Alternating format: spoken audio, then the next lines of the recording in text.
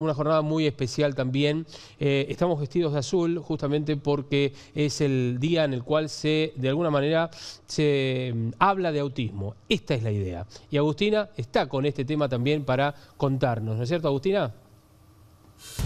Así es, desde el año 2007 Naciones Unidas estableció el 2 de abril también como el Día Mundial de la Concientización del Autismo, un trastorno, Javier, que afecta a 1 por cada 59 personas, según el Centro de Control y Prevención de Enfermedades de Estados Unidos. Y nosotros estamos con la doctora Andrea Abadi, que es coordinadora clínica del área de diagnóstico infantil en INECO, justamente para hablar de este tema. Muchísimas gracias, doctora, primero por recibirnos. En primer lugar, preguntarle de qué se trata el trastorno de autismo y qué señales da. El trastorno del espectro autista, buen día, es un trastorno que tiene una altísima prevalencia en niños, pero también en adultos, y es un trastorno del neurodesarrollo.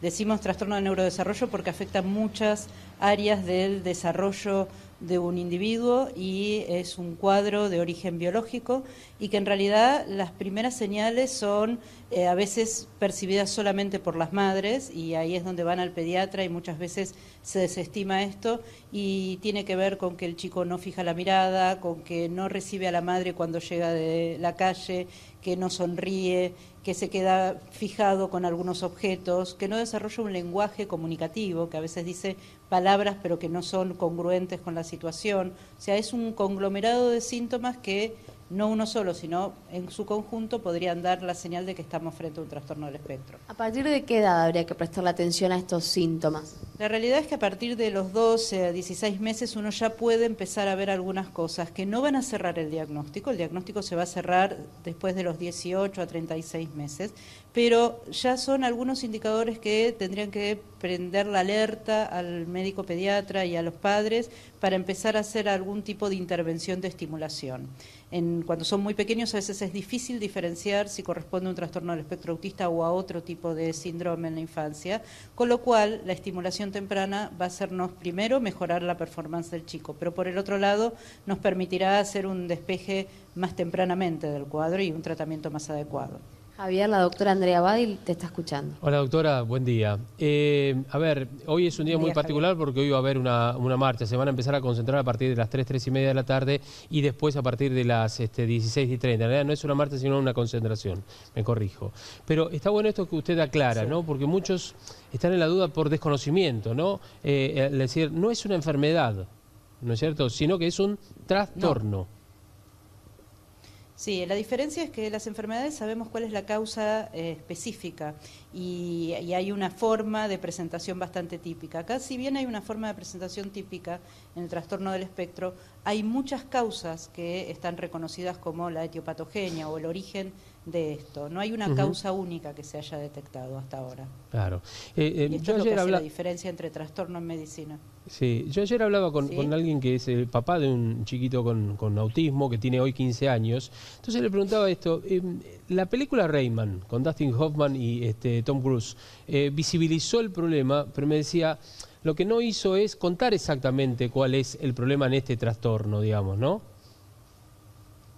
Sí, lo que puso sobre la mesa Rayman, era el desconocimiento de Rayman. Sí, la película puso sobre la mesa la idea de que no se sabía qué era y se los trataba como psicosis en el pasado. Hoy por hoy sabemos que no es una psicosis claramente, sino que es un trastorno que tiene que ver con otras cuestiones. Y en ese sentido lo que puso es las características más llamativas, como la memoria o la utilización de datos de una manera muy espectacular, pero no todo el otro espectro de la vida de un individuo con autismo. Exacto. Entonces es importante. La mala praxis también puso en que se los medicaba en exceso, pensando realmente que eran chicos con dificultades y peligrosidad, ¿no?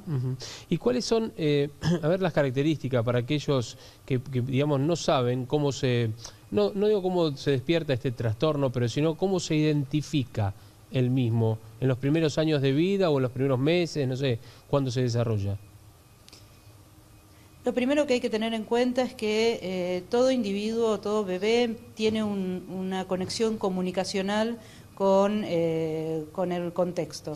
Cuando un chico no se conecta a través de la mirada, no hace un juego esperable para la edad y solamente agarra un autito al año, año y medio y ve cómo gira la rueda, o cuando los padres llegan y lo tratan de alzar y el chico no muestra ningún interés, o al año y medio cuando ya camina no señala, o antes no señala lo que quiere. La falta de señalar desde temprana edad es importante. Los chicos cuando quieren una galletita señalan aunque no tengan lenguaje. Un niño que tiene un trastorno del espectro no va a señalar y por ahí va a ser un berrinche, va a ponerse a llorar y la madre no va a entender de qué se trata. Claro. Tenemos que tener en claro que la ausencia de lenguaje como si fuera la voz no es necesariamente solamente un problema del trastorno del espectro. Algunos chicos no hablan y se comunican igualmente. La comunicación es tanto verbal como no verbal y lo que falla en el trastorno del espectro es la comunicación verbal muchas veces, pero la no verbal fundamentalmente. Exactamente, y las complicaciones que tienen muchas veces los padres también para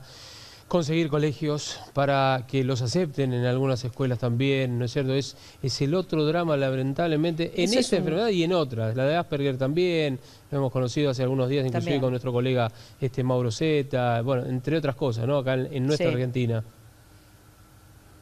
Tenemos un problema importantísimo porque en realidad, si bien están las leyes de inclusión, el sistema educativo no se ayornó aún para poder incluir a estos niños. Y entonces los requerimientos que hace el sistema educativo en general es de maestros integradores, que puede ser una alternativa, pero tampoco se da abasto a nivel de las ciudades, las provincias, para otorgar estas maestras integradoras, ni que hablar en el contexto de las escuelas del Estado o del gobierno de la ciudad, donde no hay suficientes maestras integradoras para estos chicos. Entonces, la verdad que podemos hablar y gritar de que queremos incluir, pero si no ponemos los efectores para esta inclusión en el sistema educativo y de salud, porque esto es un problema de salud y educación, no es solo de educación o solo de salud, si no nos ponemos a trabajar juntos, lamentablemente estos chicos quedan fuera del contexto educativo cuando tienen muchos de ellos capacidad para ser formados y de esta manera quedan fuera del circuito laboral de nuestra sociedad. O sea, este es el gran problema. Estos chicos pueden trabajar, pueden tener una primaria mucho secundaria, incluso algunos pueden tener una universidad. De hecho, hay muchos casos de jóvenes que han accedido a la universidad, pero algunos necesitan ciertas apoyaturas y si no les damos una inclusión en los primeros años de vida, lamentablemente ahí ya les cortamos toda la carrera educativa. Tal cual. Doctora Badi, muchas gracias. Nos quedaríamos hablando, pero la verdad se nos termina el programa y es muy interesante. Y lo bueno es hablar de autismo. Hablemos de autismo, este es el lema en la jornada de hoy, quisimos hacerlo. Gracias. Hoy y todo el año hay que hablar de autismo. Sí, totalmente, exactamente. Gracias, doctora. Agus. Bien, escuchaban a la doctora Badi, mostrarles también esta camiseta que nos acercaron hoy al canal de la ciudad. Es una de las agrupaciones, se llama Grupo Siempre para Adelante. No sé si se ve bien ahí, que va a estar hoy en el Congreso a las 15 horas. Van a ver a muchas personas de azul. Están visibilizando entonces el autismo en el Día Mundial de la Concientización, así que los que quieran pueden acercarse también. Bien, gracias Agustina. Y allí van a estar muchas personas también.